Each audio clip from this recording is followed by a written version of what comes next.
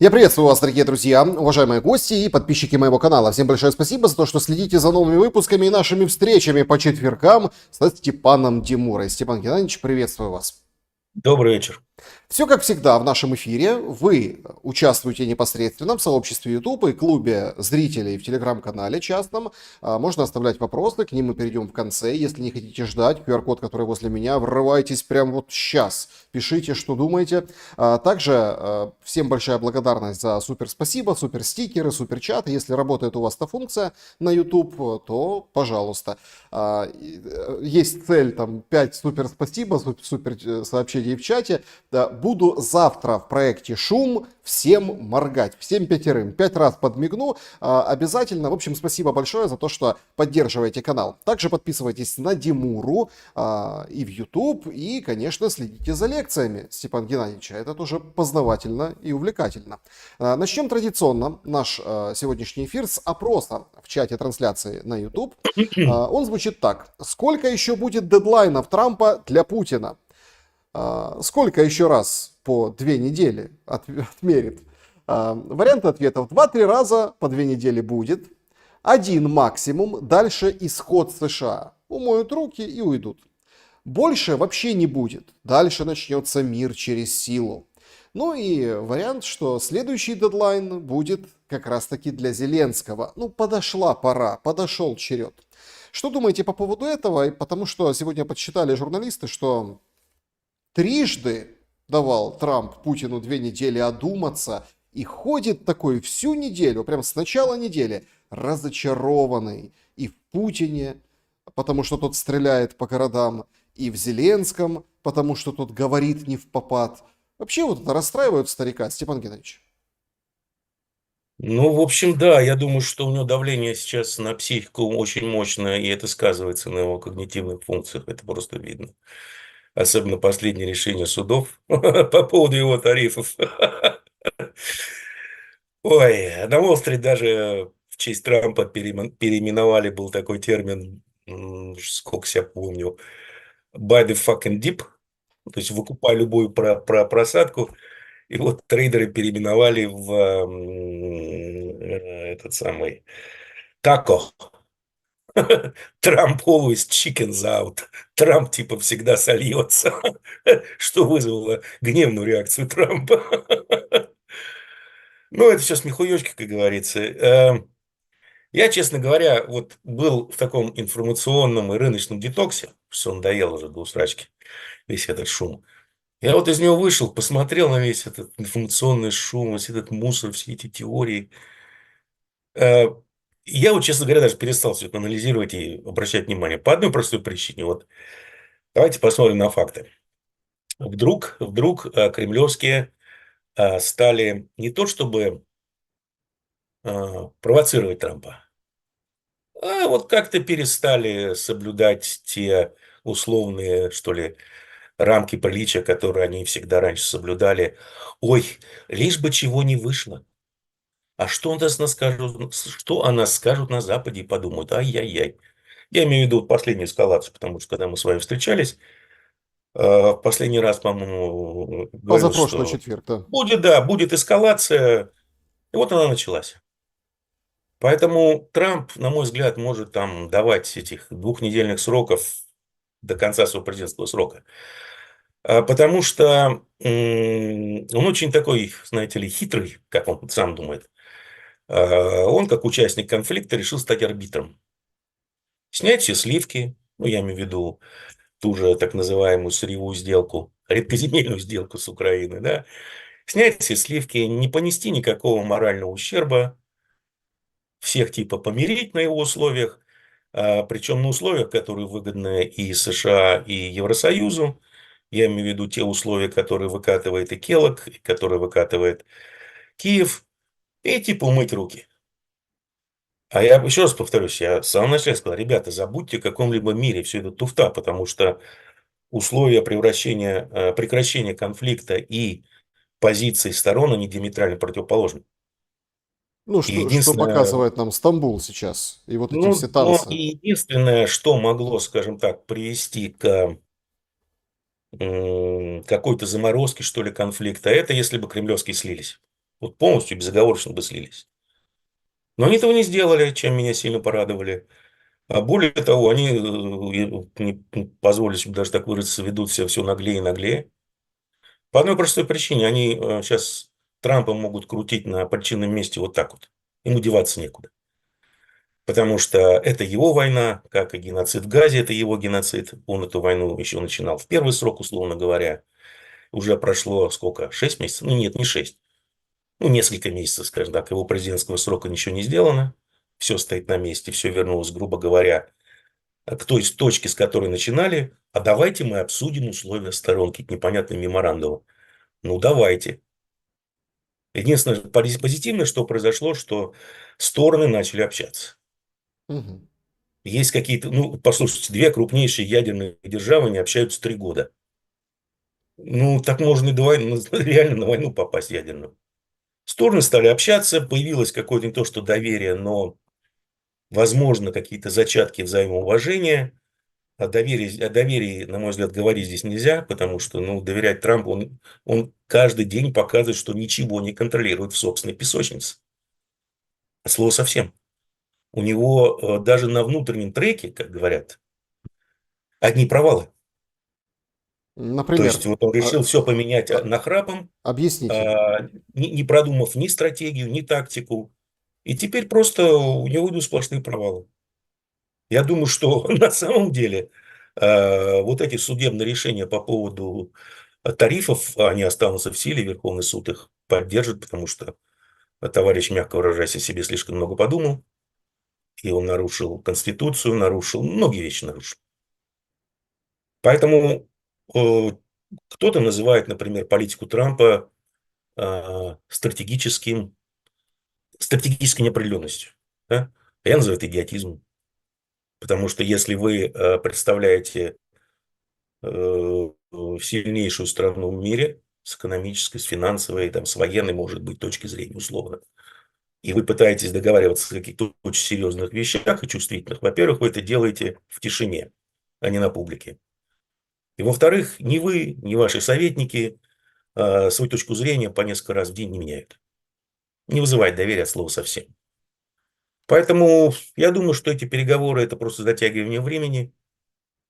Эскалация началась, я думаю, она в ближайшее время будет только усиливаться. Возможно, введут новые санкции, наложат на Россию рано или поздно, потому что Евросоюз вот наложил санкции. Были уже попытки пиратства в Балтийском море, пока не пресекались.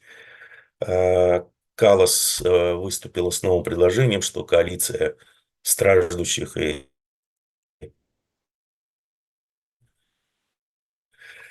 хочущих должна заняться проблемами безопасности России. Ну и понеслось. То есть еще эскалация будет на самом деле против теневого флота, причем такая грубая. Поэтому ничего хорошего я пока не вижу и никакого скорого окончания войны, я, честно говоря, тоже не вижу. И причем, заметьте, ведь никто серьезно даже еще не воевал, по большому счету. Еще раз, энергетика цела, транспортная инфраструктура цела, одесские порты целы, хабы на Западной Украине транспортные целы. Понимаете, если Степан бы Геннадьевич, была серьезная война, как это иногда наша воюют, с вами, тот же это, Израиль, тот Степан же... Геннадьевич, это наша с вами такая старая добрая традиция, называется «Надо перезарядить штекер у Димуры по поводу интернета», потому что сами, Слушайте, сами опять началось, понимаете, да? началось, понимаете, нас слушают, нас видят. Друзья, пока Секундочку. перезаряжается Димура, я всех поблагодарю за то, что смотрите, и большая просьба, поставьте лайк этому эфиру, потому что без лайка, как говорится, никто никуда не едет. Дело такое житейское и важное, техническое. Что очень интересно и что важно, и, наверное, будем дальше мы обсуждать, что приходят новости как раз-таки перед нашим буквальным эфиром со Степаном Геннадьевичем о том, что еще одна горячая точка нарисовалась в Пакистане, между Пакистаном и Афганистаном, в спорном приграничном районе Бахрамча, в общем, в провинции Гельмент, сообщают, что границу перекрыли и начались боевые столкновения.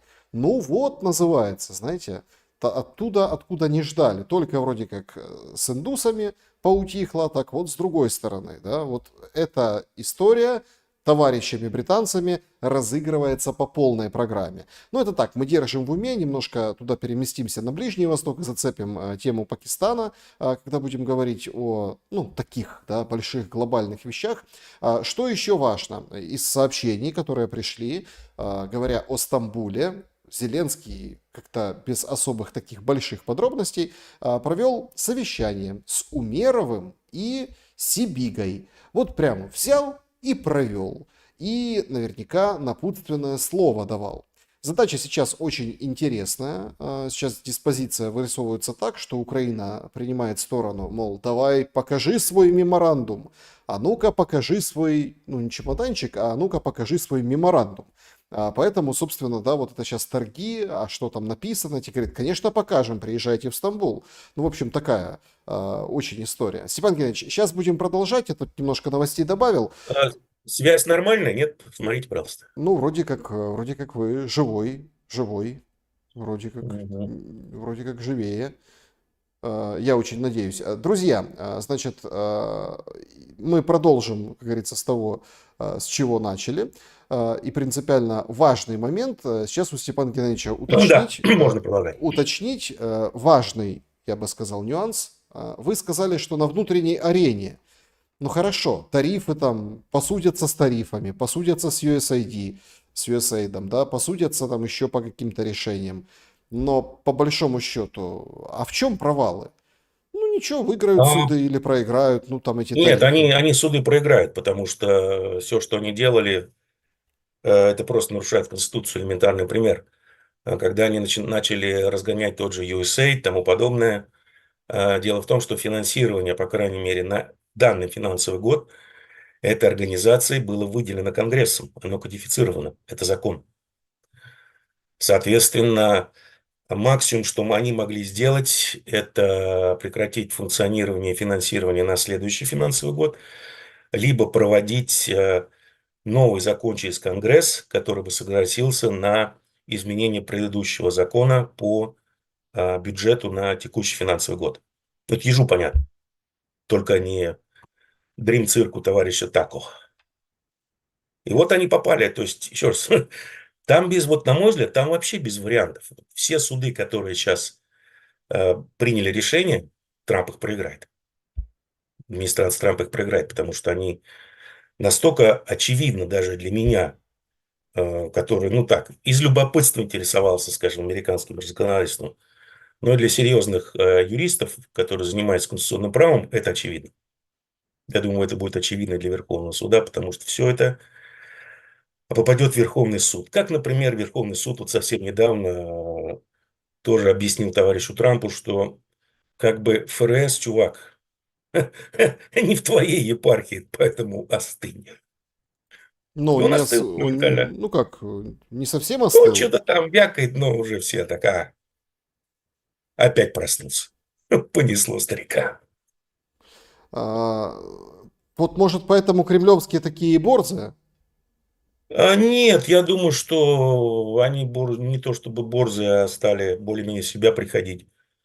От того, что они видят расклад сил на поле боя, видят расклад сил, в общем, в экономике, внутри Европейского Союза, НАТО, внутри США, позиции Трампа.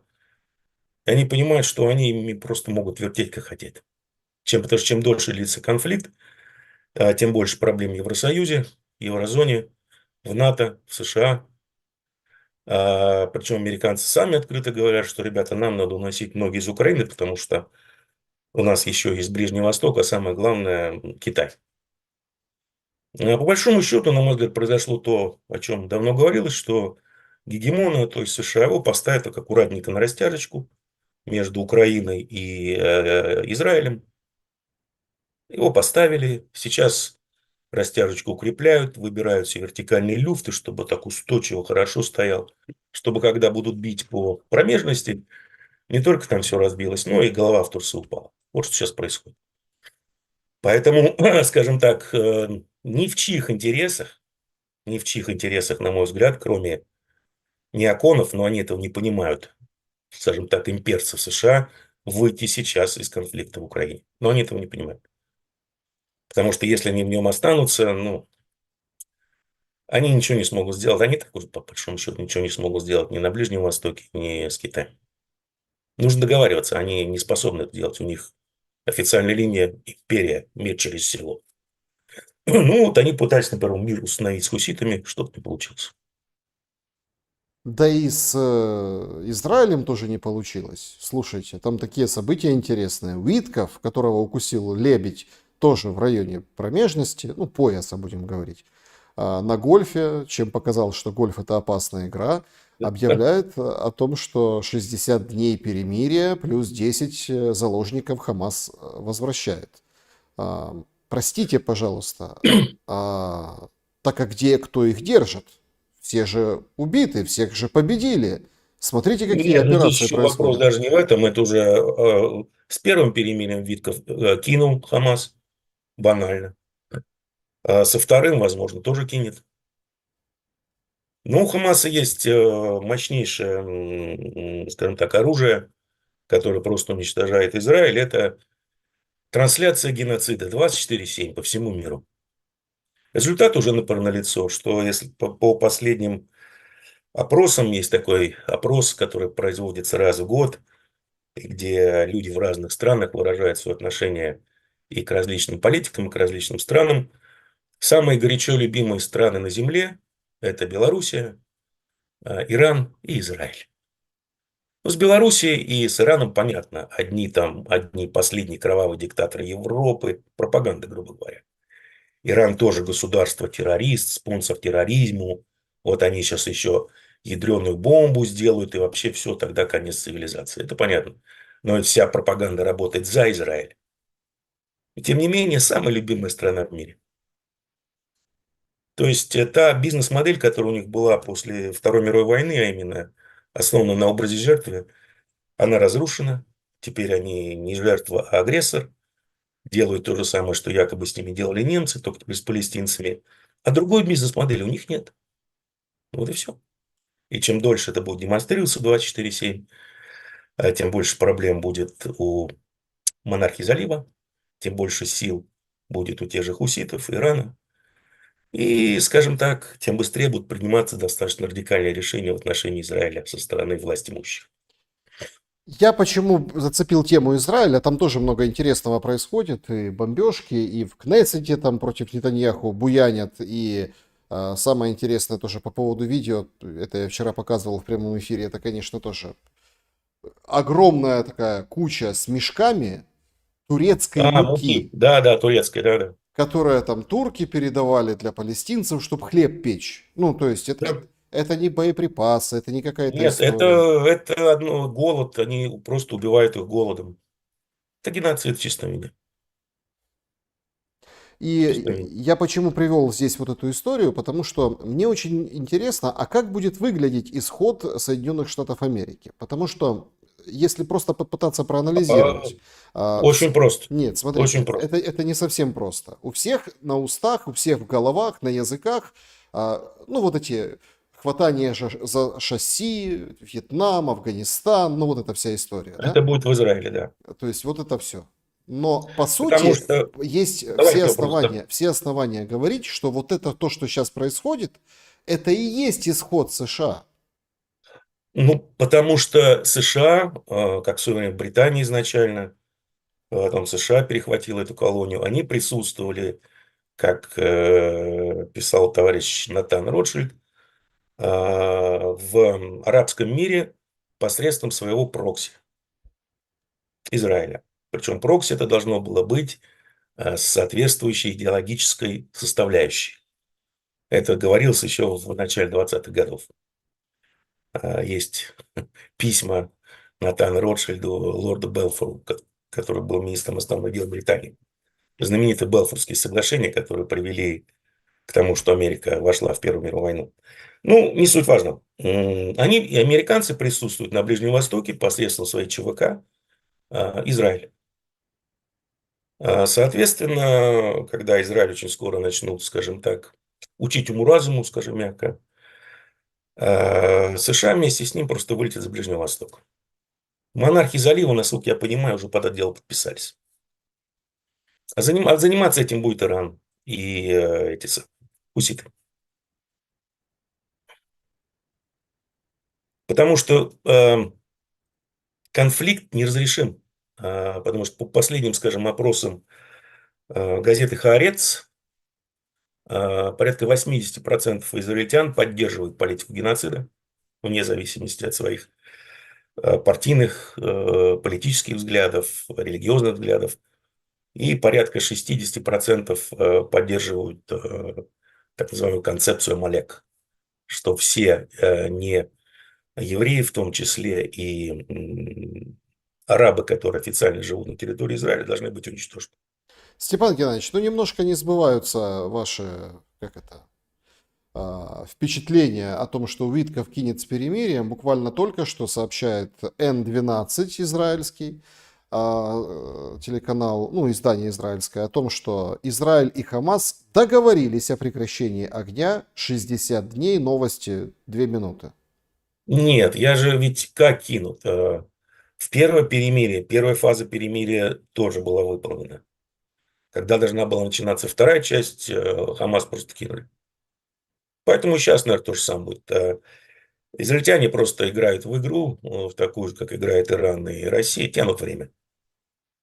Но время они не понимают, что время работает против них очень быстро. И работает на сторону Ирана и на сторону хуситов. Ну, то есть вы ожидаете срыва вот этих 60 дней. Найдут что-нибудь. Там сейчас начнется опять Бен-Гвир что-нибудь начнет выкобенивать. Смотрич. Ну, они же психически нестабильные ребята, фанатики религиозные.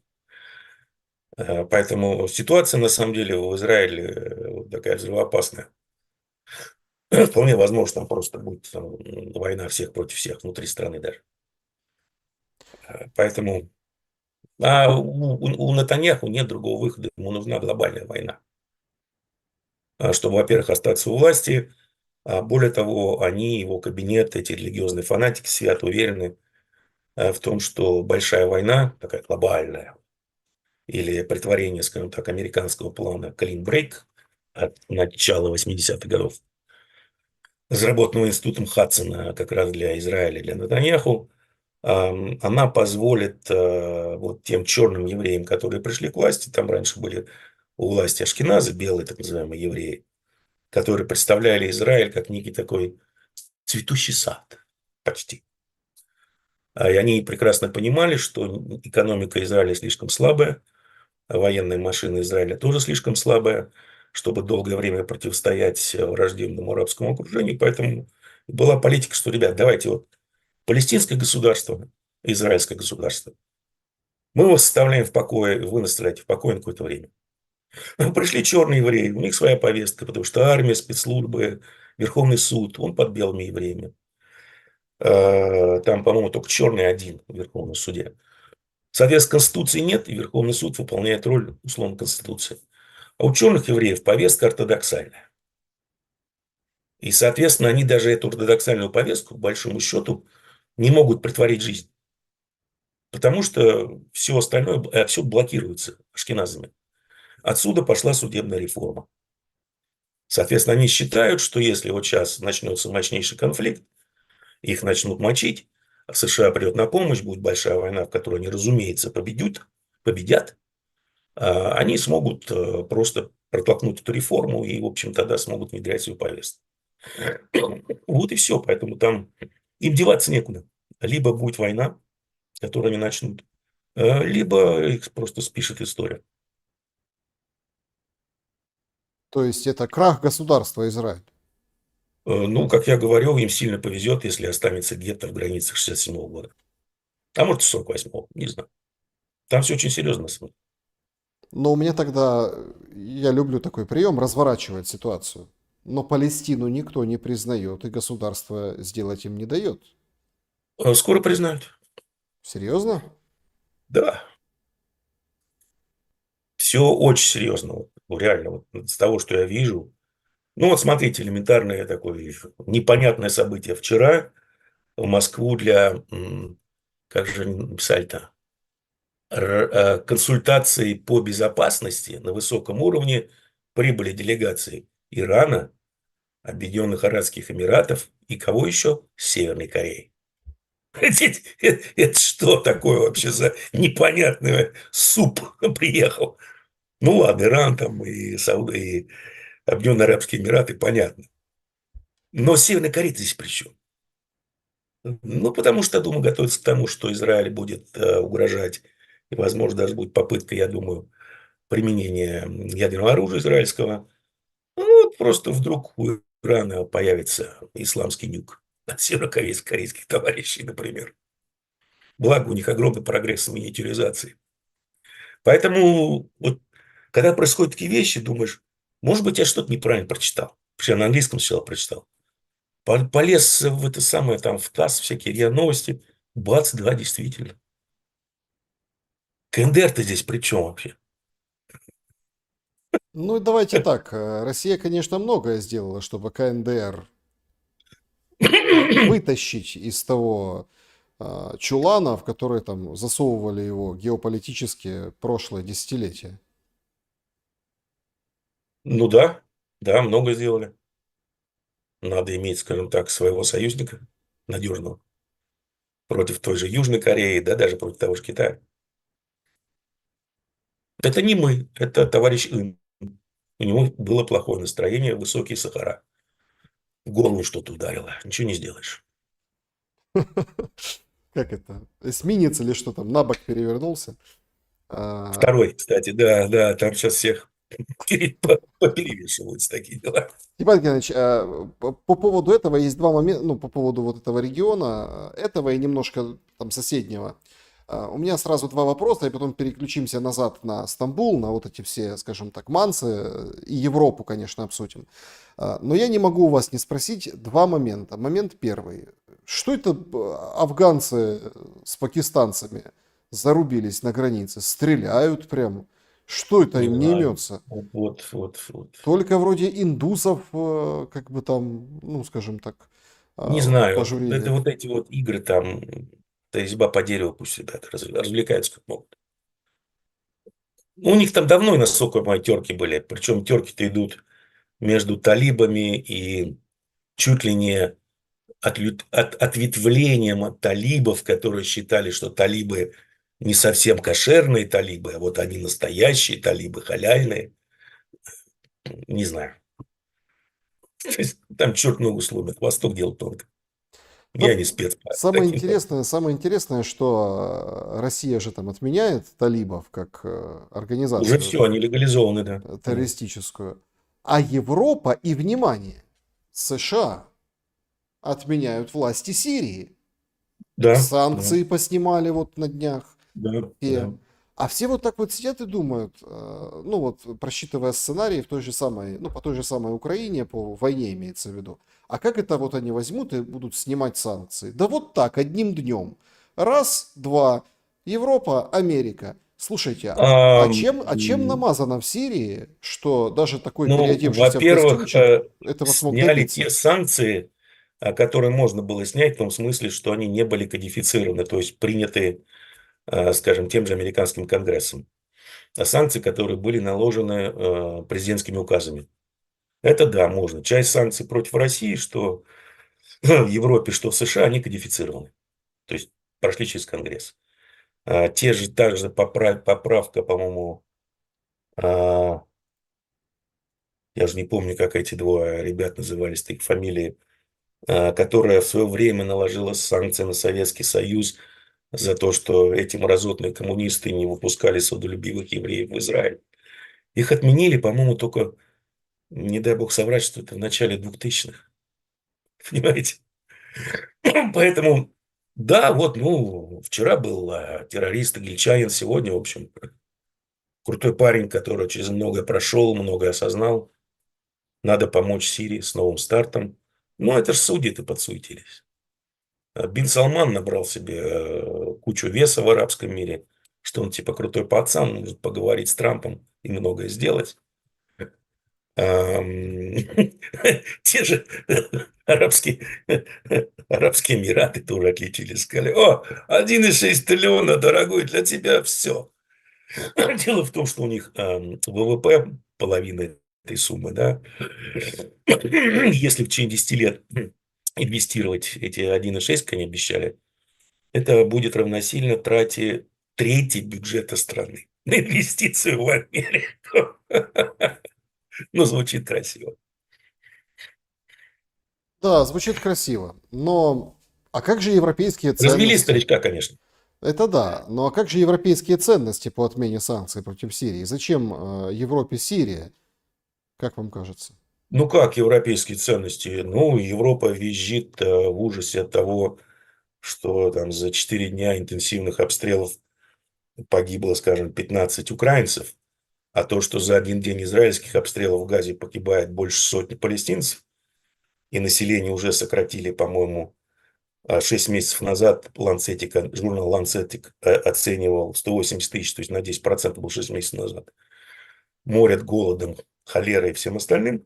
Это нормально, мы на это внимание обращаем. Поэтому какие европейские ценности, о чем? Все уже понятно, по-моему, всем давно. Зеленский съездил к Мерцу, вернулся. И вроде как с хитрым прищуром намекает, что вернулся как бы с таурусами. Не менее хитрый прищур из-под очков Мерца тоже сначала дает заднюю, потом опять переднюю и говорит, что слушайте, Ну, ему сам Бог велел задний, передний включать мерцу. Он же немец современный. Не бинарный товарищ. то Утром есть, передний, вечером задний. то есть таурусом похоже быть, Степан Ой, Геннадьевич. слушайте, это вот они, по всей видимости, научились у Трампа искусству стратегической неопределенности, который выглядит как полный идиотизм. Да? Ну, я не знаю, вполне возможно, что поскольку эта тема с Таурусами уже давно раскручивается, по-моему, год, если не больше, возможно, какие-то ракеты уже поставили.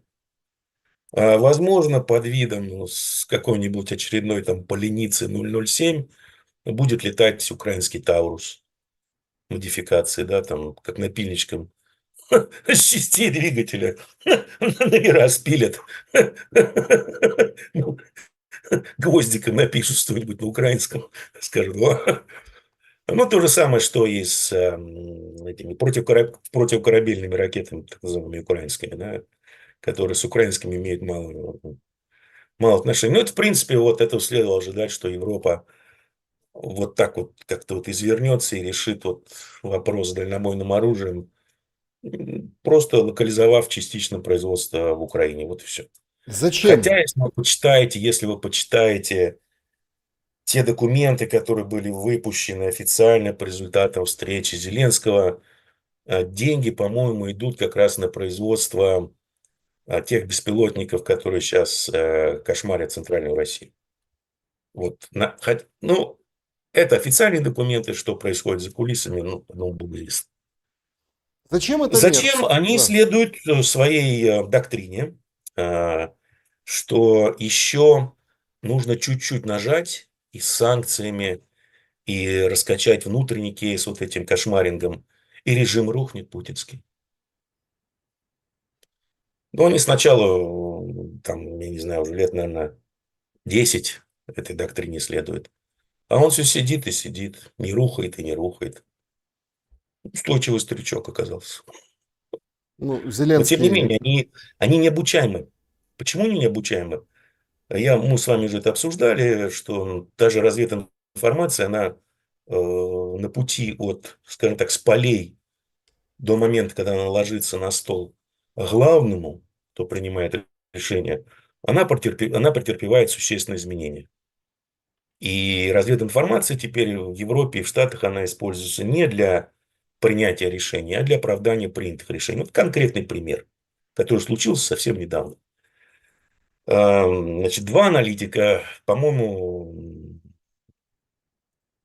национальной разведки США, да, службы безопасности национальной, они сделали доклад, проработали, сделали большой доклад относительно связей банд венесуэльских с мудуристами.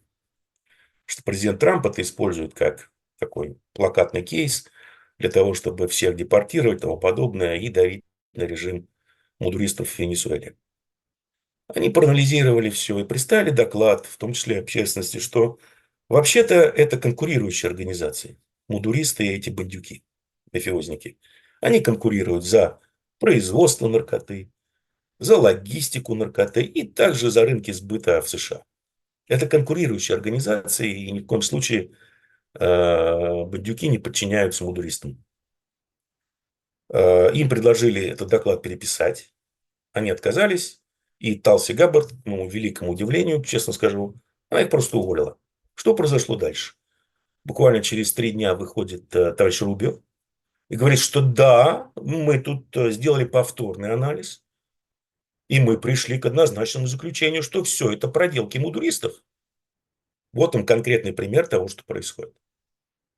Поэтому вот эта система такая же, например, как в России, вот такая же вертикаль власти. Когда в России начинают принимать какие-то решения, понимать, что какая-то, скажем так, какой-то бербок происходит где-то в отдельно взятом месте. Ну, когда жареный Когда это, Макрон клюнет, тогда и начинает. ну, вот когда этот бербок уже очевиден, ну, вот в Курске, да, этот, как его, Герасимов докладывает Верховному, ну, какие-то террористы, через 7 дней мы там всех зачистим. Потом еще через 7 дней. Проходит 2 недели. Террористы вместо того, чтобы быть зачищены, продвигаются дальше.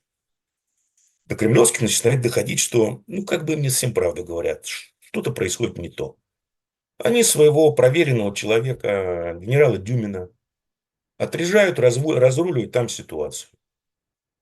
Потому что до них дошло вот на конкретном примере, когда ситуация уже вышла из-под контроля, что там происходит что-то не то. Что-то не то, они не знают, но что-то происходит. Отрежает генерала Дюмера, который вот за все это время разрулил такие ситуации. Да? У американцев пока, скажем так, таких ситуаций не было, чтобы поставить под вопрос что ли, аксиомы, на которых они оперируют, и те данные, которые им скармливает разведка. Ни у европейцев, ни у американцев. Они считают, что та доктрина на стратегическое поражение России, которая была принята во время первого срока Трампа, прекрасно работает. Все, скажем так, называемая оппозиция непримимая российская, которая там сидит, она им поет песни, что вот да, нужно дать только денег, вот нужно все равно последнее что-то, и вот режим рухнет изнутри. И, соответственно, они продолжают этим заниматься. А 300 рублей не спасут отца русской демократии? Нет. И парабеллума больше нет. Все потратили. Поэтому я, честно говоря, думаю, что они придут в себя, когда там, ну, мы уже будем стоять у Днепра и, возможно, войдем в Киевскую область. Может быть, тогда на них что-то начнет доходить. Как, впрочем, ситуация с Израилем. Но будет слишком поздно. Значит, Зеленский выдал очень интересную, как бы ложащуюся или укладывающуюся в эти размышления сентенцию. Говорит, что пока будет Путин, вероятно, мира не будет. Да, согласен абсолютно. То есть здесь с одной Мира стороны... не будет, будет капитуляция. Здесь, с одной стороны, его вот эта вся история «я же молодой», ну, типа, ставьте на меня.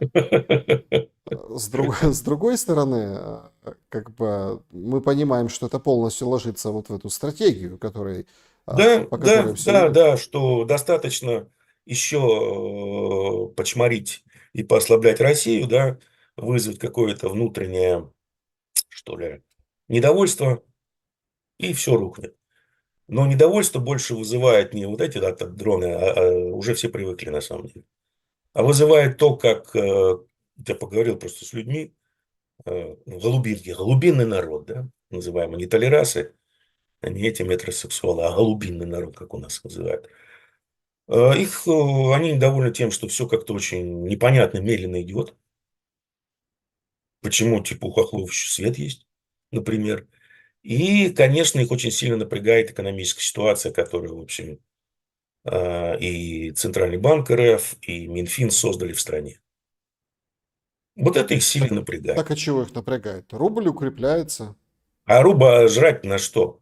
Цены растут, доходы сокращаются, идут массовые увольнения. Алена Борже там, если у Кремля реально стоит цель социальной стабильности, то их экономический блок всячески эту цель, скажем так, подрывает. Вот это напрягает глубинный народ. Нерешительность, как они считают, Путина в войне с Украиной и экономическая ситуация. А все вот это, эти обстрелы, эти какие-то вызывания толерасов, им настолько на это, что все привыкли. Говорится, от судьбы не уйдешь, как они говорят.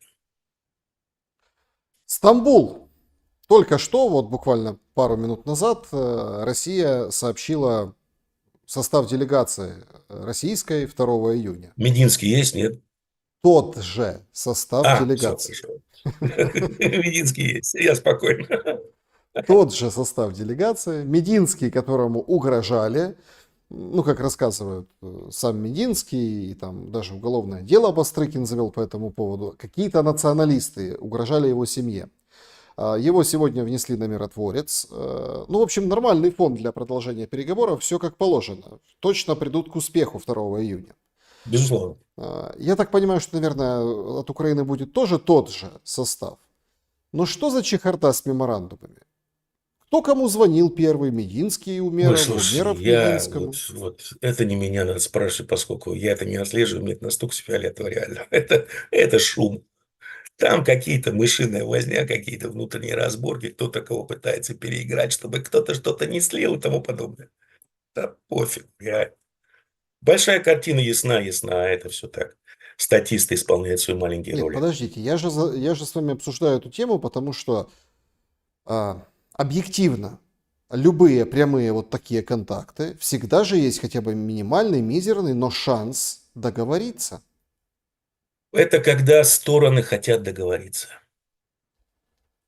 Но я повторюсь, что даже если... Вот я думаю, что российский меморандум, который будет предоставлен, он мало отличается от тех заявлений, которые делали Лавров, Путин в свое время. Там все понятно.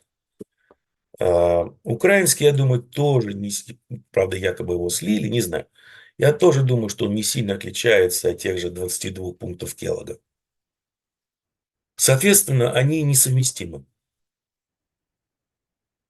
Ни та, ни другая сторона, Россия не готова прекращать какое-то перемирие, потому что перемирие в данном случае будет играть исключительно на руку Украине.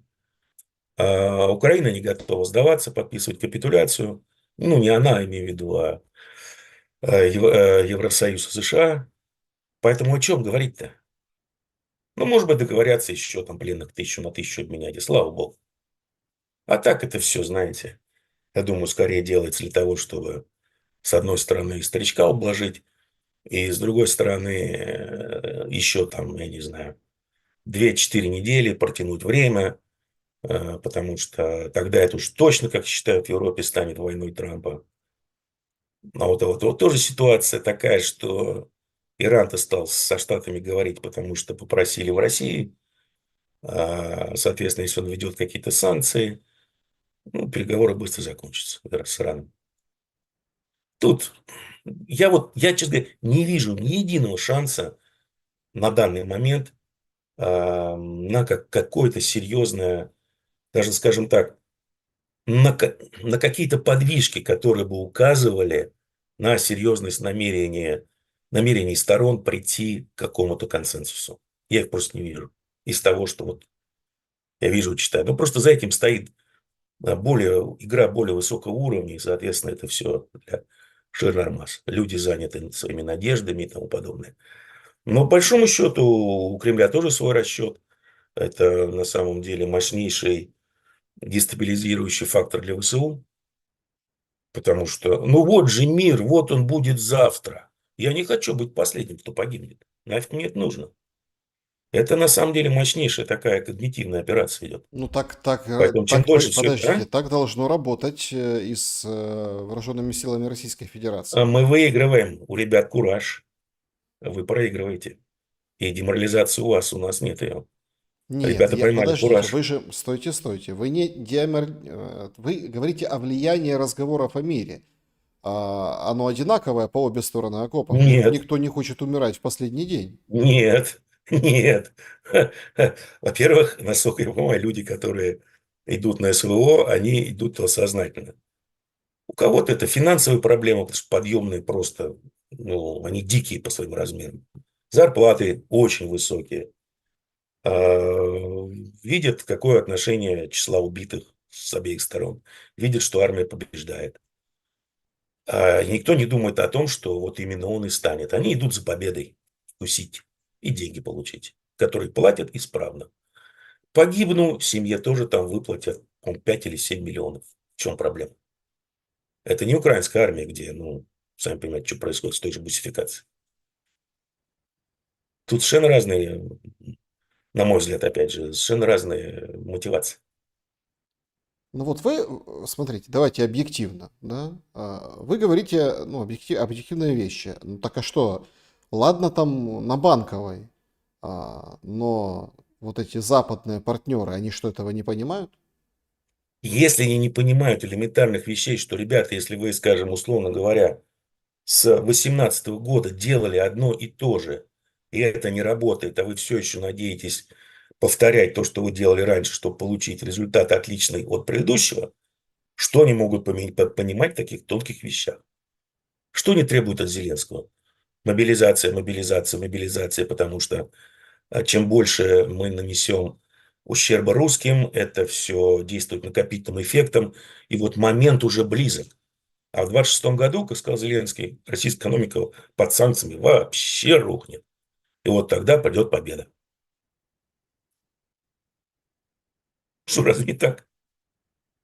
Нет, ну так, конечно, да. И тогда само все вернется. Мгм. Да. Надо только потерпеть, затянуть пояса. Потужно перемога, вот она почти уже. Надо годик потерпеть, выжить. И тут же идут, мирные переговоры, там чуть ли перемирие будет объявлено через максимум месяц, потому что Трамп подождет 2 недели, разозлится на русских, ведет санкции, они тут же обкакаются, поднимут лапки и скажут, хорошо, все, все, все, перемирие на любых условиях. Ну, это вот то, что транслируют все украинские каналы практически. Каким образом, ну, то ли окрутить россиян, ну, кремлевских прежде всего, не россиян, а кремлевских, на перемирие, есть ли на это шансы? Потому что, смотрите, я считаю, я почему задаю так вопрос, это, это мое личное мнение. Длительное перемирие, ну вот такое 30 дней, или как сейчас Газа, сейчас Белый дом выходит, говорит, все подписано, все, расход. Вот смотрите, 30 или 60 дней перемирия, причем такого нормального, то есть никто не стреляет, там, если там что-то кто-то нарушает, фиксируются, делают а-та-та, механизмы там об этом, в принципе, они выписывались, да, и россияне об этом говорили, российская сторона, украинская так особо не говорила, она просто говорит, американцы будут следить. Ну, американцы, если будут следить, то извините, Они участники войны, они страна конфликта. это Сами за собой понятно. будут следить. Конечно, если они будут следить, если какие-нибудь там украинцы где-нибудь чего-нибудь шмальнут, они же первые, ну, отреагируют. Тут это... Да, ну, Нет, смотрите. Моя логика в чем? Если 60 дней, там 30 дней продержится это перемирие, изменится внутри страны очень многое. Вот же какая логика. И вот эти украинцы немножко поднимут голову из подвалов, да, так посмотрят по сторонам, на Зеленского посмотрят другими глазами. Ну ладно, там первые 10 дней, конечно, его все будут возвеличивать и кричать о том, что вот он, мироносец, нас спас от злых русских. Все, ура. Но потом же будет 11-й, 51-й день, ну, условно, если 60 дней, и начнутся большие проблемы. А большие проблемы внутри Украины якобы должны быть на руку тому же Путину или уже нет? во-первых, не факт, что начнутся, если они не начались в течение 3 лет. Почему они должны начаться через 2 месяца? Ам, На руку ли это Путину? Не вижу как, потому что, еще раз, мы выиграем войну. Ам, И единственное, как война может быть остановлена, это американцы признают поражение, выходят, вообще выходят из конфликта, вешают все на европейцев, как они почти что уже хотели сделать, якобы. Либо просто война идет до победного конца, пока не будет подписана капитуляция. Просто, и еще раз, у Путина реальная проблема внутри страны будет с глубинным народом, который просто не поймет, за что парни погибали. Вот за это непонятное перемирие? Не. Тут на самом деле кремлевские, у нас же такие же соцопросы, да, делаются, как и в Украине, такого же качества. И в отличие, ну, наверное, и руководство такое же к ним доверие. Поэтому ФСО уже, по-моему, несколько лет, например, занимается своими соцопросами внутренними. И там расклад, насколько я понимаю, очень и очень четкий. Поэтому вот лично я из, ну, той весьма ограниченной информации, которой обладаю, я не вижу, каким образом перемирие может быть выгодно Путину. Если только перемирие, вы скажете, может быть, вообще похоронит идею введения новых страшных санкций Конгрессом, но эти дурачки будут эти санкции на себя вводить. Потому что покупатель нефти Китай. Он будет его покупать. 500% тарифа на китайские товары, которые ввел и кодифицировал Конгресс. Ребята, я понимаю, что вы дебилы, у не такой же степени. И все. Поэтому там этот Грэм, дурачок известный, может бегать, там пальчиком показывать, кулачком стучать. Нехай носится. Степан Геннадьевич, только что выходит Левит, пресс-секретарь Белого дома, и говорит, что мы надеемся, что Россия и Украина примут участие в прямых переговорах и обсуждениях на следующей неделе в Стамбуле, и верим, что эта встреча состоится. Встреча, которую президент призывал две стороны собраться вместе с самого начала конфликта, ясно дал понять, чего он хочет, чтобы этот конфликт был решен за столом переговоров, а не на поле боя, и говорил об этом лидерам снова, как публично и в частном порядке. Так что надеемся, что все пройдет. Мы сообщим вам, если у президента будут планы отправить представителя. На данный момент я этого не отслеживаю, говорит Левит. Слушайте, а ведь тоже очень интересно. Вроде как переговоры прямые, вроде как, а все равно там представители какие-то от Слушайте, Европы. ну, Левит, она, какой текст ей дали звучить, она такой сказала. Э, Возможно, к вечеру его изменят, завтра утром он будет диаметрально противоположный. Вы уже столько видели всех этих заявлений, вы уже, наверное, перестали бы на самом деле обращать внимание, потому что смысловой нагрузки в них ноль. Просто по той причине, что буквально через несколько часов или через день все меняется на 180 градусов. В зависимости от того, как плохо или хорошо спал великий ужасный Трамп. Степан О чем мы? Геннадьевич, а зачем России Сумская и Харьковская области? Формально буферная зона. Еще Черниговская, не забываем. Потому что, суть по всему, по концентрации украинских сил, возможно, будет какая-то попытка повторить Курск и Брянской области. Поэтому как раз сейчас заходят на севере Сумской области, наверное, будут заходить в тыл вот этой группировки украинской. Как? Буферная зона. А что такое Ну, по буферная большому зона? счету, на самом деле, Новороссия, она длится, она большая по размерам, да? Поэтому, наверное, всю заберут. Зачем, еще раз, я вот вам много раз, вам и вашим телезрителям объяснял, что конфликт зашел в такую стадию, и позиции сторон таковы, что он решается только одним способом. Практически исчезновением государства Украины. Либо оно останется в таком урезанном и слабом виде, что не будет никому никогда больше представлять никакой опасности. И не будет уже, просто не будет смысла использовать это государство ни против Запада, ни против Востока, к сожалению. Такова неумолимая логика истории. Поэтому, когда резервы из Сумской области перебрасываются под Подольск, деньги на укрепление давно распилены, укрепления нет. Святое дело. А какие сроки тогда окончания войны? Никаких. Со стороны России, я думаю, что никаких. Сейчас четко поставлена, знаете, задача командования максимизировать отношения убитых, беречь персонал. Вот и все. Как пойдет, так и пойдет. Заметьте, все эти штурмы лобовые давно прекратились. Началось такое полномерное, никуда не спешащее особо охват, создание котлов, перерезание логистики. Поэтому... Но еще же надо понимать, вот люди, которые... У меня создается впечатление, люди, которые любят обсуждать об этом, что вот никаких таких прорывов нет. Война конкретно поменялась. Дроны это же зло. Это новая боевая единица. Невозможно подготовить логистику для мощного броска, мощного прорыва. Она будет уничтожена. Любая концентрация чего-либо, она очень быстро уничтожается. А почему началось сейчас такое быстрое продвижение? Ну, во-первых, резервы, моральный дух, а самое главное, зеленка. Ну, потому что она позволяет очень быстро продвигаться без серьезных потерь от FPV. Ну и дожди. Вот дожди, не знаю. Вот то, что я слышал, то, что говорил с людьми, которые в отпуске приезжают с войны, вот они такое говорят, что да, зеленка сильно помогает продвигаться. А иначе, ну, практически вот фронт на многих местах, он держится исключительно на дронах с украинской стороны. Пехоты мало, пехоты практически нет, она тут же бежит, держится только на дронах. Страшное оружие. На Энгельсе-2 сегодня сообщили мониторинговые паблики, какие-то странные грузовые борты Илы садятся, что-то готовится.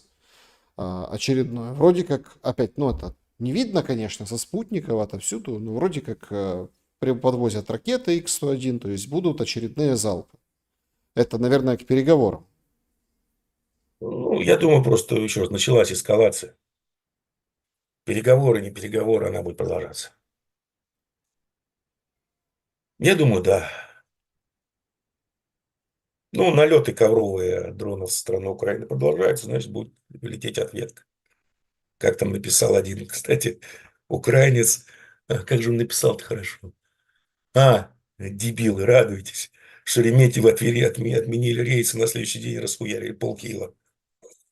Примерно так. Слушайте, ну это же нездоровая история. Ну, если так Абсолютно. объективно Абсолютно. посмотреть. Объективно, вот смотрите, вот если вы психически здоровый человек, еще, скажем, немножко патриот своей страны, и вы в роли, скажем, президента Украины, ну, и у вас там, скажем, два нейрона есть, не как у Зеленского, а два, как у беременной блондинки. И вот вы видите элементарный факт, что да, мне там обещают Нирвану, 5-10, ее уже 3 года обещают. В принципе, моя страна в 5 пролетах условно от каменного века. Сколько людей погибло, они знают. Да, уже 1,5 миллиона погибших только. Понятно, что никаких шансов у меня нет. Понятно, что Запад использует меня исключительно как прокси-силу. Зачем мне воевать? Я пойду сдамся русским. На условиях, которые они сейчас предлагают. Очень, кстати, хорошие условия на данный момент. Потому что мои переговорные позиции не усиливаются, а только слабеют. Максимум, скажем так, максимум силы переговорных позиций Украины, как мудро отмечал генерал Милли, были когда? Они были осенью, да даже весной, наверное, 2023 года. То есть осенью 2022, весной 2023. Тогда можно. Какой-то, понимаете, в чем дело? Я вот иногда вот вас слушаю, там, да, вот тут пишут, о, Шелест что-то приуныл в чате трансляции, ну, такие, да, моменты. А иногда вот у меня просто какой-то, ну, какой-то шок, как-то, знаете, даже как-то иногда планка падает. Вот вы говорите, там, мы же пытаемся объективно, да, посмотреть на вещи. Вот приходит новость, есть такая берлинская, ну, там, Сашечка или кто она с там? Минобороны, да. Зилечка. Значит, Да. берлинская. Планеристка. Выкладывает у себя, пересылает у себя. Значит, есть такой прям ресурс, телеграм-канал, называется Victory Drones, то есть Да, дроны, да, да, планеристка, дроны да. победы. Дроны, и она делает репост. У нее там, понятно, не сильно много подписчиков, но просто известно там, ну, в этих всех волонтерских, там, в этих всех минобороновских кругах выкладывает пост, ну, это сейчас об этом сообщают, пост вчерашний, я так понял, вечером, ну, днем, ну, под вечер. А, Google документ, и там мастерские производства школы антенны Starlink. Прям в Google файлом. Берет и выкладывает. Ей потом пишут, мол, спасибо, конечно, Маричка Берлинская, это, конечно, супер. Все заведения, связанные с беспилотниками, в одном документе. Вообще не надо ничего искать, понимаете? То есть настолько какой-то идиотизм происходит. Ну вот, например, этот завод в Елабуге, Ну, да, вот российский. Понятно, что его стрессовали, понятно, что это все понятно. Но никто не додумывается в Google документе выкладывать все перечни мастерских дроноводческих школ и разных там, где компоненты ну, это производятся. называется деградация элит, Александр. С этим ничего не сделаешь. Вот. Слуги народа – это как, знаете, если покопаться в истории, я не знаю, искусственный интеллект выдаст вам это.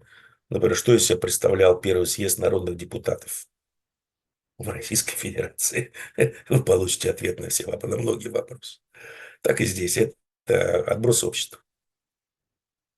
Потому что то, как они голосуют, понимаете, им платят бабло, дают там всякие схемы интересные, сладкие. А то, что там происходит с страной, их не волнует. Это деградация элит, по большому счету, по всему миру. Посмотрите вот даже на тот же Еврокомиссию, на всех этих бербок. Ну, ребята, ну вы же идиоты, вы же убиваете собственную экономику. Вы просто ее гробите. Зачем? Ради чего? Чтобы просто сохранить свои рабочие места в Брюсселе? Потому что единственное, на чем вы держитесь, это на сентименте по отношению к этому кровавому медведю, который в 29 и 30 году придет и изнасилует всех в Германии. Ну, вообще всех европейцев.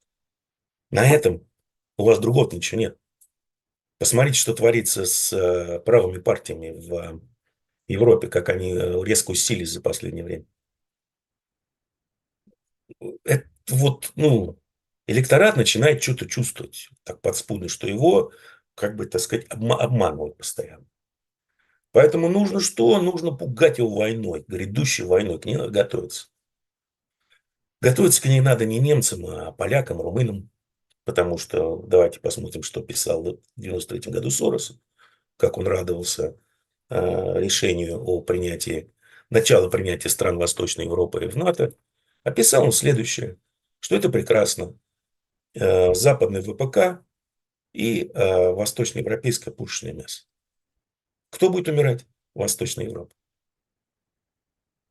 Так Это везде так. подождите, а смысл воевать России с Восточной Европой? Ну вот, допустим, не с Украиной. Слушайте, вы не надо меня спрашивать, спрашивайте вот этих вот бербок. Не, подождите, а у них понятно все, они будут пилить деньги на оборонку, как это. А смысл воевать как? Я не знаю, какой смысл. А какой смысл украинцам воевать? Какой смысл? Нет, подождите, можем развернуть, а какой смысл россиянам воевать с украинцами? Мы не воюем с украинцами, давно говорил, это американцы подтвердили. Мы воюем с Америкой, с Европой. Вы просто территория прокси войны. Вас выбрали, вы радостно согласились. Так Это а вы все. думаете, что поляки согласятся и румыны? А вот это вопрос. Я не знаю.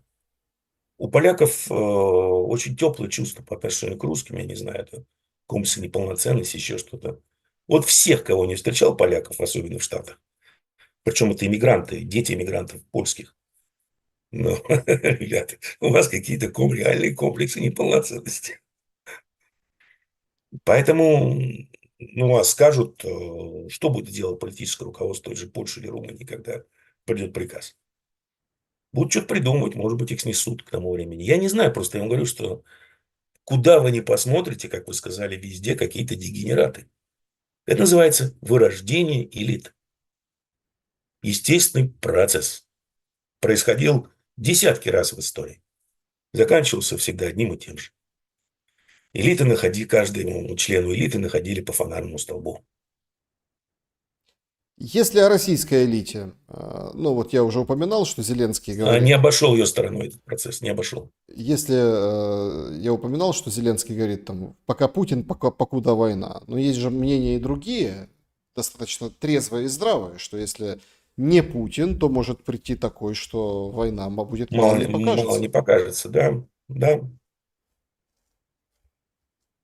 И, ну, смотрите, самое страшное, что произошло, наверное, за последний год, это то, что у значительной части, скажем так, высокопоставленной элиты сложилось устойчивое мнение, что своих денег они больше никогда не увидят.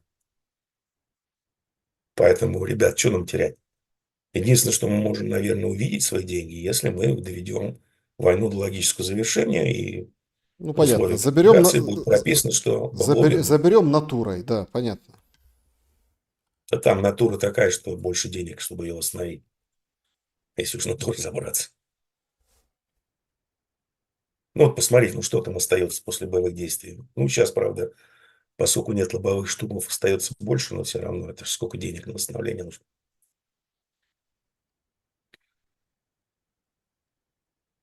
Так а смысл тогда? Смысл очень простой. Если не довести дело до конца с Украиной, американцы и европейцы доведут дело до конца с нами. Все. Это вот мнение российской глубинного народа. И я с ним абсолютно согласен. Друзья, значит, подведем итоги нашего сегодняшнего вопроса. Сколько еще будет дедлайном Трампа для Путина? 14% один максимум, дальше будет исход США. 14% же больше не будет дедлайнов, начнется мир через силу. И по 36%, да, что тоже очень интересный результат. Так вот, да, 2 на дне, 2 вверху.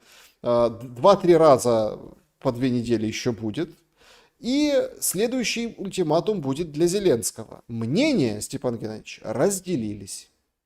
Я думаю, что вот я бы, если бы давать ответ, я бы скомбинировал третий ответ со вторым. Мгм. Больше не будет мир через силу Нет, или... нет, будет еще, наверное, несколько раз по 2 недели, потом начнется мир через силу. Ага, И быстро кончится. мир. Через силу. Мгм. Друзья, спасибо, что проголосовали. Практически там без малого у нас 10 тысяч голосов. Больше 25 тысяч онлайн нас смотрит. Поставьте лайк, это очень важно. Переходим к нашей сессии вопросов и ответов. Начнем, пожалуй, с телеграм-канала Клуба зрителей. Здесь вот такой вопрос от Дмитрия. Степан Геннадьевич, добрый день. Вопрос с разрушением знаковой для мусульман мечети в Иерусалиме практически предопределенно. Стерпит ли, на ваш взгляд, исламский мир разрушения мечети или все-таки полыхнет Ближний Восток после этого? Есть ли там силы, способные на организованное сопротивление в настоящее время, или религия, как объединяющий фактор, уже не несет в себе такого потенциала? Спасибо. Ну, не знаю насчет предопределенности вопроса, но, как я сказал, Натаньяху и этим фанатикам религиозным, им нужна большая война. Если, скажем так, есть на самом деле, две вероятности. Атаковать Иран, то есть спровоцировать разрушение Израиля и уничтожение его. Вторая возможность – это Израилю без американской помощи и потом втянуть Америку.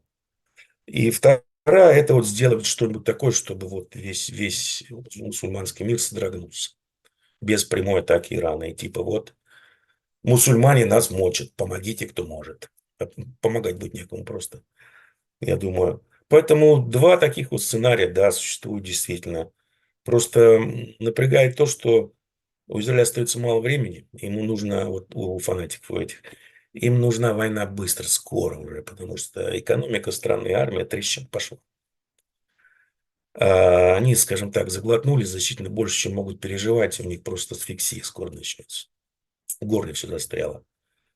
И я вам так скажу, что, наверное, исламский мир, представляемый монархиями залива, они, во-первых, Саудовская Аравия приезжала каяться к иранцам не так давно. Покаялись, сказали, что были неправы, ошибались. Каются и исправятся обязательно. Поэтому никаких авраамических соглашений не будет, конечно. А исламский мир, он не будет возражать против того, что будет происходить в ближайшее время с государством Израиль. И будет это Мгм. всячески поддерживать. Какие страны примут к себе жителей Израиля, если Не случится, как знаю. вы По поводу есть говорите? много теорий восстановления мифического хазарского каганата. Ну, первая попытка была в Крыму. Я в свое время интересовал при Сталине. Я в свое время интересовался просто так, почему репрессировали крымских татар. И почему крымские татары помогали немцам, сотрудничали с немцами. Оказалось очень просто. Ну, еврейцы решили там сделать Израиль, землю обетованную. Ну, не там, потому что британцы их кинули, были соглашения Балфура. Британцы отдают свой протекторат Палестину сионистам. В обмен сионисты втягивают США в войну, в Первую мировую войну в Европе. Сионисты свою часть выполнили, а британцы их кинули. Поэтому нужно было подыскивать место. Вот товарищу Сталину нужны были деньги, судя по всему, потому что шла индустриализация и тому подобное. Форд американцы строили десятки заводов, может быть, даже сотни, кто как считает. Ну и почему бы не создать там землю обетованную в Крыму. Начали туда заселять Крым евреями, создавали там кибуцы, рабочие какие-то коммуны еще, ну, стандартный набор. При этом отбирая земли у татар крымских. Тем это, разумеется, сильно не понравилось. Они начали просто еврейцев резать. Их стали репрессировать, мочить. Потом началась война, пришли немцы, с которыми сотрудничали татары, которых потом за это репрессировали. Вот такая веселая история. Мгм. Поэтому такая попытка уже была. Возможно, будет предпринята новая, но я думаю, что ну, сионистский проект подходит к своему завершению, потому что его, что ли, таким короной на голове сионистского проекта должен был стать clean break, то есть чистый отрыв, который заключается в том, что Израиль будет контролировать, условно говоря, западную часть исламского мира, арабского мира, а арабы там восточную. Это значит, что часть Египта вместе с Суэцким каналом, Иордания, Ливан, Сирия, Ирак, часть Саудовской Аравии должны войти в новое замечательное государство Израиль, земли обетованные исконные. Это проект Clean Break, разработан американцами, повторюсь, в начале 80-х годов. Гуглите. Мгм. Значит, И Степан они этот Геннадьевич, проект начинают тихо реализовывать. да, Степан Геннадьевич, лаконичнее, пожалуйста. Вопросов, Все. вопросов куча. Вопросов людей надо уважить. Ну, Они старались, писали, хорошо, обращаются к хорошо. вам. Алексей, Европа реально готовится к войне с Россией в 30-м году? Как они объяснят своему электорату, почему они должны будут идти в военкоматы и сидеть под бомбами?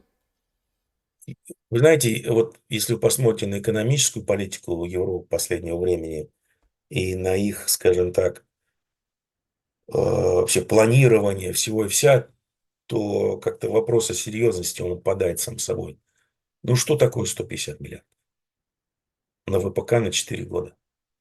С такими ценами на энергоносители, когда у вас последние крупнейшие сталелитейные заводы в Германии закрываются, переносятся за рубеж. О чем вы? Будут просто закупать оружие у американцев.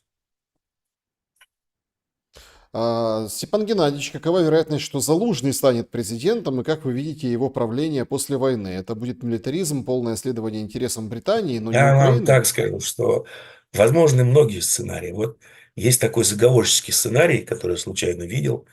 Кого убили Портнова, да? Да.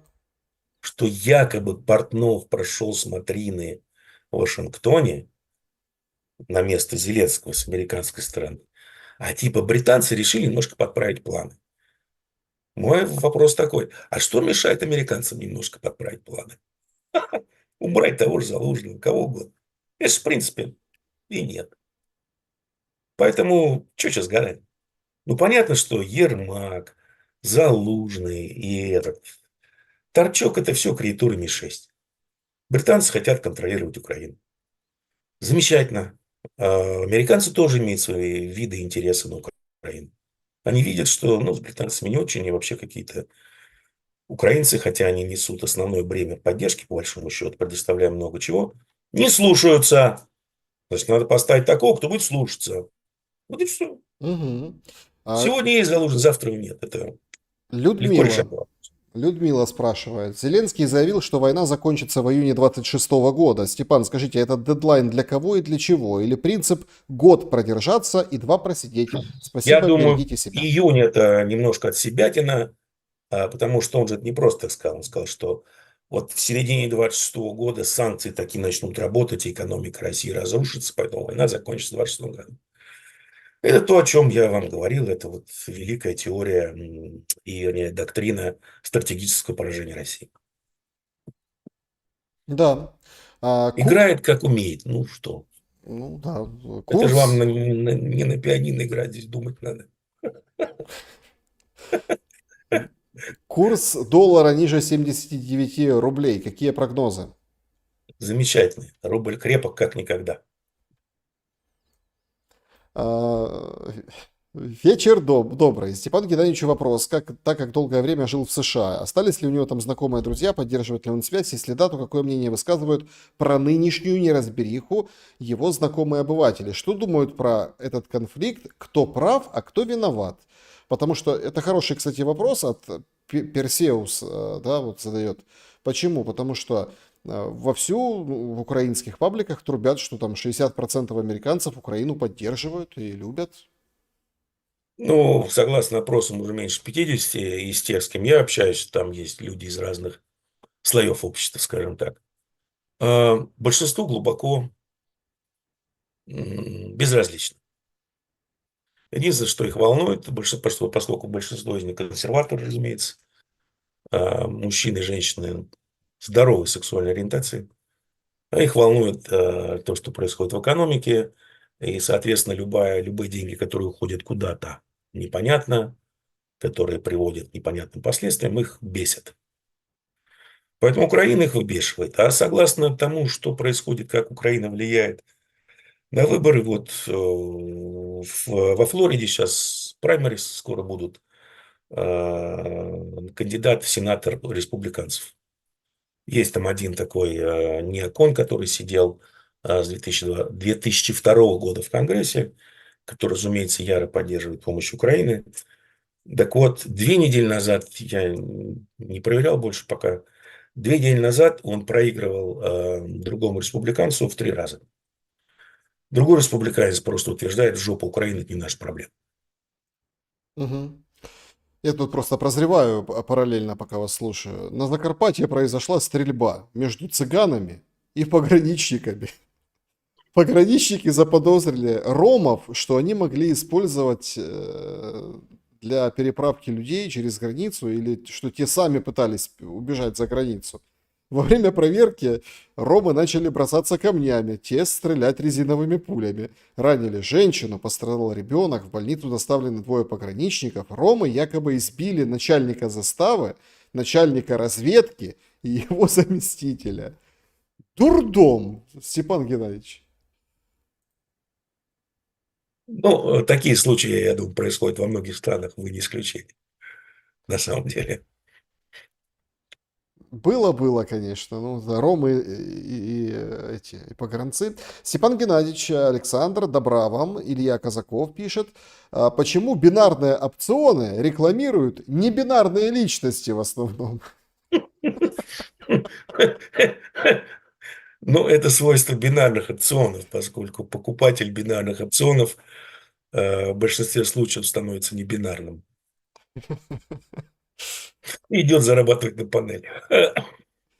Хабаровск дальний, так называется пользователь. Степан, как вы думаете, что станет в ближайшем будущем с такими столпами экономики России, как «Газпром» и «Роснефть»? Ну, в «Газпроме» вы сами знаете, какие проблемы финансовые. Роснефть, вот сейчас я не смотрел, фальшивка это не фальшивка, но якобы скинули письмо Сечина, где замораживается программа инвестиционная, по-моему, 25 года или 26-го. Я не проверял подлинность. Но то, что вчера вышел ЦБ и сказал, что ай-яй-яй-яй-яй, могут обанкротиться крупные компании в российской экономике из-за высокой ставки. Так думаешь, Набиуллина, ты что, вместо синей-красную таблетку, что ли, привела? Поэтому на самом деле ситуация весьма и весьма печальная. Причем эта печаль вызвана не какими-то внешними факторами, а исключительно внутренними. Отсутствием какой-либо компетенции в ЦБ и в Минфине. Так, значит, у меня вопрос Наталья задает к Степану Геннадьевичу, как человеку, который хорошо знает Россию. Сегодня слушал одного из экспертов из Словакии, который разнес всю финансовую систему России. И кредиты заоблачные, и народ обнищал. И к 26 году России полный капец. Сбербок. Так ли это? И что с финансовой системой сейчас не так в России? И правда, что кредиты для населения составляют 50%?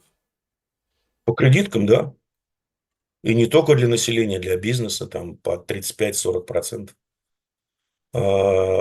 Сейчас уже, наверное, картинка поменялась, но порядка 60% всех корпораций в России, согласно данным Росстата, имеют рентабельность ниже, чем ставка ЦБ.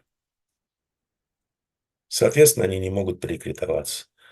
Я люблю по земле ходить, общаться с бизнесами, с таксистами, например, с простыми людьми, даже иностранными специалистами.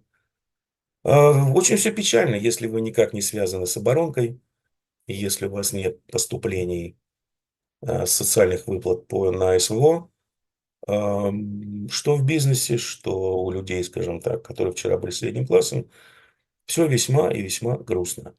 Более того, вот то увеличение добровольцев, о котором говорил Путин, о котором говорил Зеленский в 2025 году по сравнению с 2024, часть из этого увеличения, я не знаю, насколько существенная, но, по моему мнению, наверное, существенная, как раз связана со средним классом и со вчерашними бизнесами, которые обанкротились, и получить большие подъемные выплаты – это единственный для них шанс как-то свести, для их семей свести концы с концами. 26 год, не знаю, понимаете, вот, вот все эти дурачки-экономисты, что наши патриотические, что наши либеральные, что западные, они не понимают одной элементарной вещи, что военная экономика России может функционировать очень и очень долго. И пока будут победы на фронте, и пока там будет светить, что, вот, грубо говоря, через несколько месяцев, через год от Украины ничего не останется, соответственно, мы победим пиндосов и НАТО и вообще всех, люди будут затягивать пояса, терпеть. Благо, возможность поправить финансовое положение им предоставляется. Идите добровольцем, грубо говоря. Мгм. Поэтому не надо путать общее экономическое состояние с военной экономикой. Значит, вопрос. Возможно ли от Александра, возможно ли, что Америка оставит Европу плюс Британию один на один с Россией? Насколько она, Америка, будет оставаться в стороне, если конфликт пойдет вверх по кривой эскалации? И готова ли Россия к такому повороту сама? Америке давали возможность это сделать, уйти. Даже с не особо побитой или мордой. Но не ушли, потому что Трамп и его команда дурачков, они не совсем понимают, что происходит. Поэтому их сейчас, как я уже сказал, ставят в одну упряжку, на растяжку и выбирают лифты в Украине. Поэтому я не думаю, что Америка выйдет из конфликта. Я думаю, что эскалация продолжится, что будут введены дополнительные санкции на Россию. Но если это те санкции, о которых, например, говорит сенатор Грэм, то они очень сильно ударят по Америке. Значительно сильнее, чем они ударят по России. Мгм.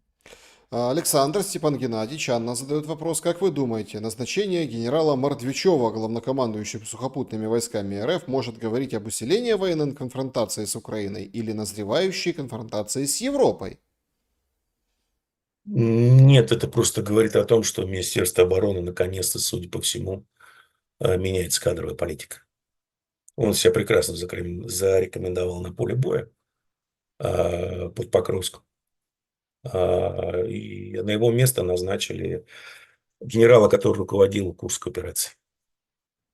Поэтому, ну, просто вдруг еще осталось вернуть Армагеддона, освободить генерала Павлова со всей, вернуть ему все награды и все на свете, восстановить здание, и все будет хорошо. Если будет, конечно. Мгм. Значит, вот такой еще вопрос. М,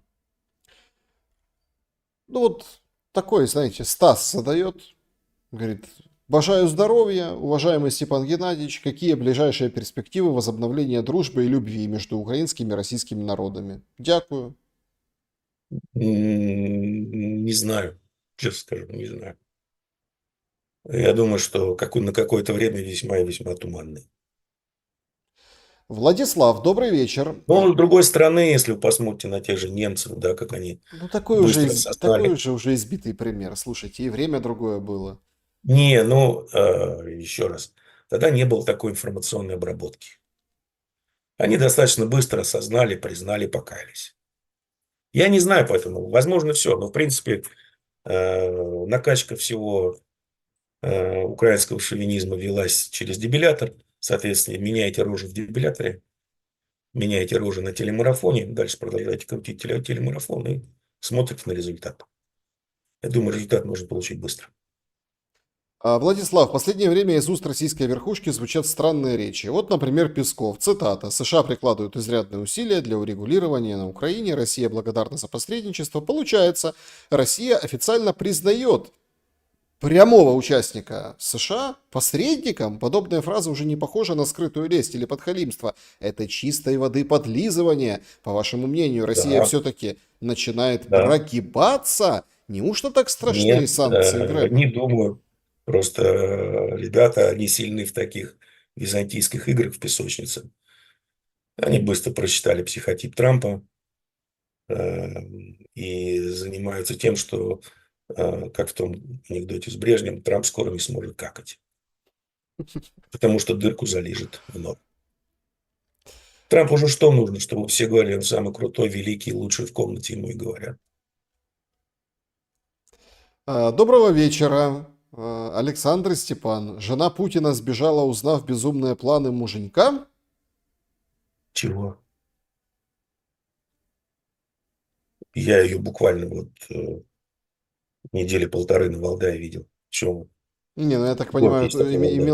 имел в виду пользователь, что развелись они. Вот это, наверное, имел пользователь в А виду. первая жена? Я не знаю, слушай. Это очень важно для чьей-то жизни, я понимаю. Ну, вообще, если честно, то и про Зеленского тоже люди... Ну, опять-таки, это все, знаете, такие моменты.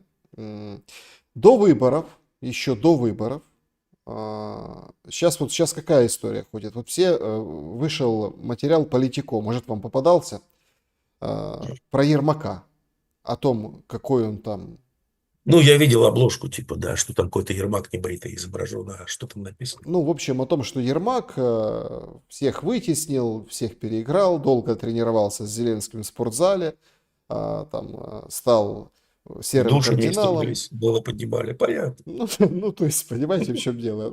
Ну, это такое судьбоносное мыло, понимаете, которое было... Это мне анекдот напомнило про азербайджанскую баню. А! Слушай, приходи завтра, Б научим. Вот, и, в общем, как бы вот он психологически нашел все подходы, ключики к Зеленскому, и поэтому, собственно, там выписывают, что это чуть ли не продюсер, да, а Зеленский это типа звезда, да, какая-то фронтмен. А всем руководит как бы режиссура вся у Ермака. Но у меня другая информация поступила ко мне из довольно-таки неожиданного источника. Оказывается, есть версия, что между ними очень напряженные отношения, и до выборов 2019 года Ермак, они же там какие-то кумовья тоже, ну, в общем, близкие, да, какие-то. Ермак его как друга отговаривал, жена Зеленская отговаривала. А Ермак что отговаривал? Потому что он знал, что будет война. Ну, то есть тогда еще, в 2019 году, до выборов. Ну да, да, он же активчик-то британский. Там все в планах И было, говорит, да? Володя, не надо, ну его, вот это все. А он говорит, нет, я пойду на выборы и всех на бу. Ну, это его прямая речь, якобы пересказанная людьми, ну, которые слышали это. И вот так вот получилось, и поэтому сейчас Ермак вот такой вот герой. Поэтому тут, ну, Зеленская, конечно, не сбежала, но она была очень против. И в одном из ее интервью звучал вот такой момент. Это, кстати, мало кто помнит, потому что это, ну, уже до войны что-то. Говорит, это наш проект. Она это применила слово. То есть я муж, я первая леди, муж президент. Вот мы вот такой проект предпримем на сроком на один срок, да, и как бы вот мы вот поучаствуем в этом проекте, они же шоу-бизнеса. Ну, тогда мало кто об этом, ну, в общем, придавал этому значение, но такая очень интересная деталь по поводу семьи, как бы я думаю, что стоит внимания, стоит, есть над чем задуматься спустя вот эти, там, сколько, 3,5 года войны уже скоро Я будет. думаю, что лучше задуматься об отношениях с Макроном. Ой, зато а у них, слушайте, а с женой у них так все хорошо. Видели последнее видео? С Выпустили. Паниным, да, с агентом Паниным. Видели, как они и целуются, и за ручечку, и такие радостные. Ну, после леща, который Панин зарядил Эммануэлю. Вот. Они сейчас тиражируют видео, как у них все здорово. Ну, надо как-то диффузировать скандал в благородном семействе. Давайте еще несколько вопросов из чата трансляции. Значит, Артур П. спрашивает, покупать доллар или держать на депозите? Доллары на депозите. Мгм. Держите доллары на депозите. Хорошо. Значит, вопрос какой-то умный был. Слушайте, ага. Вот. Перечит вам Всеволод Буянов. Говорит, с чего Тимура взял, что в России проблемы с обнищанием? Если уборщица в большом городе получает 60 тысяч, это что, обнищание? Ну, средняя зарплата по России вообще, по-моему, под 100 тысяч. А вы километров 50 от Москвы отъезжаете. И все станет на свои места. Тот взрыв зарплат, который был, он уже сошел на нет. Единственное, у кого сейчас есть деньги, это СВОшники. Ну, разумеется, чиновники и силовики. Лина Востроилова, вопрос. Кто первым из европейских лидеров скажет, война проиграна, будем готовиться к следующей? Никто. Ой, не, у меня есть ответ. Чего никто? Я думаю, Макрон. нет. Я думаю, что это будет Мелани. А, кстати, да, да, да, да. Благо начальство рядом, под боком. Да, это будет Мелани, точно. Вполне возможно. Она сегодня, пока тут все рассказывают о том, как все дают разрешение на дальнобой Украине, ну, бить, короче, глубоко, Мгм. Мелани вышла и говорит, не, глубоко нельзя.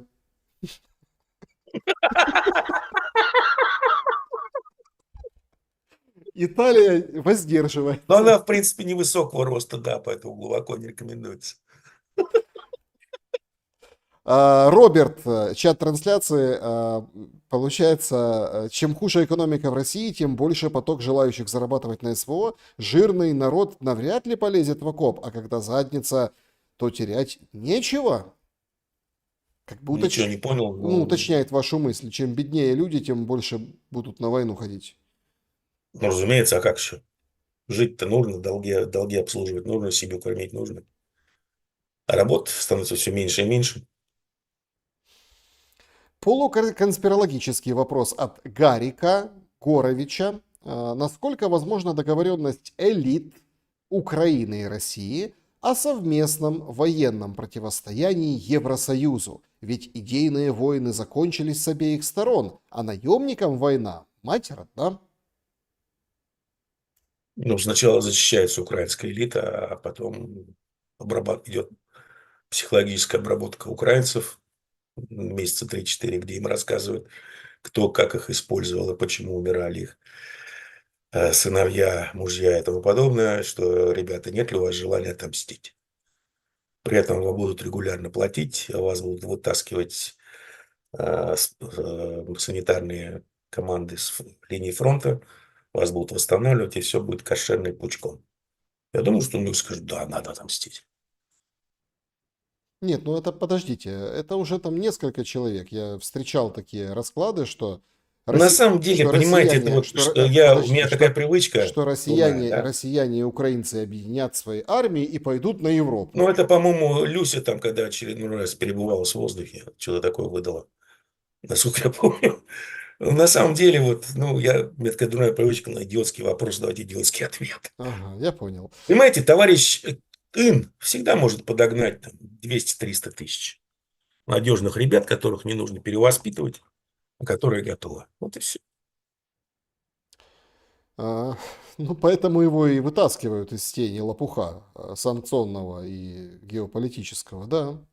Светлана, Степан Геннадьевич, добрый вечер. Спасибо за эфир. И как вы думаете, после вице-президентства есть лишь политическое будущее в качестве президента США у Венса? Ух, вы знаете, вот если все будет идти так, как оно идет, я думаю, что промежуточные выборы республиканцы проиграют с треском. А после этого, скорее всего, Трампа отправят в отставку, в импичмент объявят. И у республиканцев не будет больше шансов какое-то время вообще избираться на какие-то серьезные должности. Ну, они экономику все просрут, просто уже ну да, просирают. Все, что только можно. Все, к чему прикасается Трамп, в том числе, кстати, его и real estate, превращается в одну известную массу. Слушайте, у нас какой-то эфир получился остросоциальный в финале. Я давно такого не видел. Вот правда. Пишут вам: Димура, ты не прав, я охранник, Хорошо, я не прав. у меня 150 тысяч, я на ставке от 70 до 100 можно заработать. Прям, слушайте, работы навалом, никто не идет на такие Ну, большие я вам рубли. могу, во-первых, это все зависит от региона, от города. Есть много городов в той же центральной России, на севере России, где нет ни ВПК, ни финансовых центров.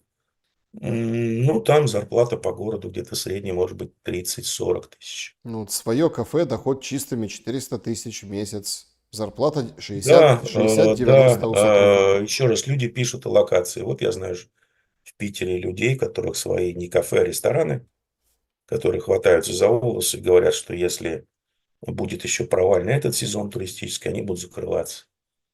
Я знаю владельцев, сосед по деревне, я знаю владельцев не последних саун в Питере, которые то же самое с ужасом говорят, что, слушайте, если до сентября-октября протянет, насильно повезет.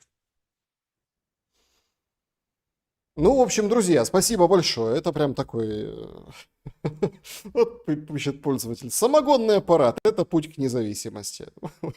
Ну, в принципе, да, если вы будете гнать самогон, во-первых, у вас никогда не будет проблем со здоровьем, потому что это возгонный спирт, а не гидролиз.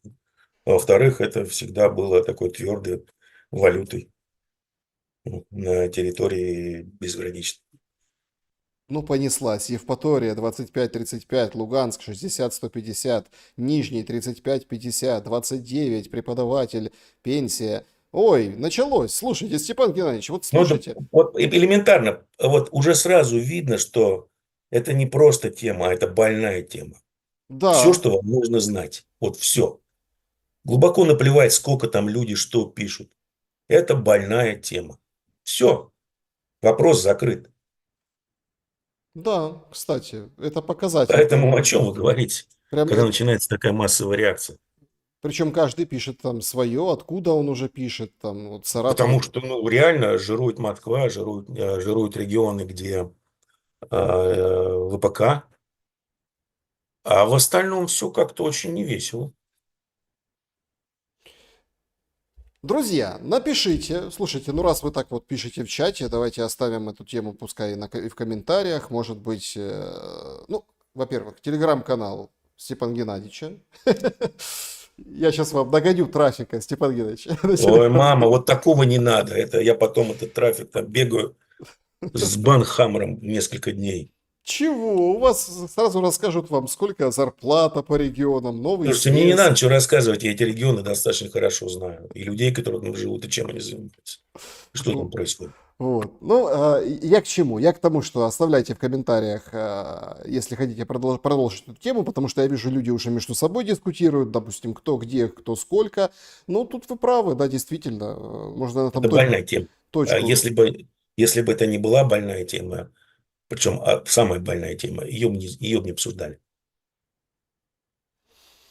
Ну вот, давайте в финале вот спрашивает Мы же с Бог. вами еще, извините, поднимали, скажем, темы с небинарными, с пиасами. Да, всем пофигу. Они не актуальны, а зарплаты актуальны. Это вот, кстати, да, показатель. Степан Демура был моим собеседником сегодня. Благодарен вам за время и мысли. Удачи вам, всем спасибо. Друзья, берегите себя, всем добра и света.